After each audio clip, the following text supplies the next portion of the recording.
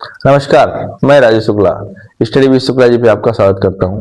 मैं आपको मौलिक अधिकार के एक महत्वपूर्ण पार्ट विचार एवं अभिव्यक्ति की स्वतंत्रता जो अनुच्छेद 19 में है, इसके बारे में आपको बताना चाह रहा हूं। अनुच्छेद 19 में वैसे तो 6 प्रकार की स्वतंत्रताएं हैं, लेकिन विचार एवं अभिव्यक्ति की स्वतंत्रता जो सर्वाधिक महत्वपूर्ण है, वो उसका मैं एक छोटी सी झांकी आपको प्रस्तुत कर रहा हूं कि आप क्या विचार कर सकते हैं, क्या बोल सकते हैं, कैसे प्रतिबंध लगते हैं, इसके बारे में आइए इसमें जानते हैं।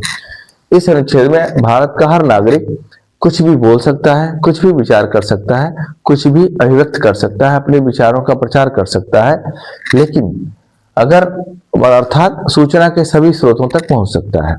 अर्थात इसके तहत व्यक्ति को सूचना पाने का अधिकार, झंडा फहराने का अधिकार, प्रेस की आजादी, ये सारी आजादी मिलती है। और इसी में अनुच्छेद लेकिन ये सारी जो आपको आजादी मिली है, ये निरपेक्ष नहीं है।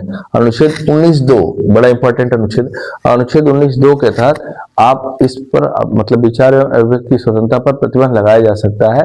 प्रतिबंध उस परिस्थिति में लगाया जाएगा जब आपके अभिव्यक्ति से, आपके एक्सप्रेशन से यदि देश में उपद्रव की आशंका हो, लोक स्वास्थ्य शिष्टाचार को खतरा हो, या अंतर्राष्ट्रीय संधि का उल्लंघन हो रहा हो, या न्यायालय की अवमानना हो रही हो। ऐसी परिस्थितियों में आपकी इस स्वतंत्रता को प्रतिबंधित किया जा सकता है। और अर्थात भारत में प्रेस की आजादी को शांति काल में भी प्रतिबंधित कर दिया जाता है, जबकि विकसित देशों में केवल आपातकाल में ही प्रेस की आजादी पर प्रतिबंध लगता है।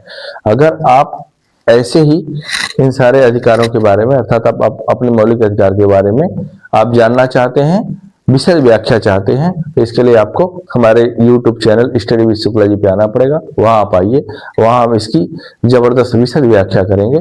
आपने अपना समय दिया, इसके लिए आप सभी को बहुत बहुत धन्यवाद देते हुए मैं आज इजाजत लेता हूं। आइए हमारे स्टडी विद शुक्ला जी पे, वहां पे आइए और मौलिक अधिकार की जबरदस्त व्याख्या पाइए। बहुत बहुत धन्यवाद।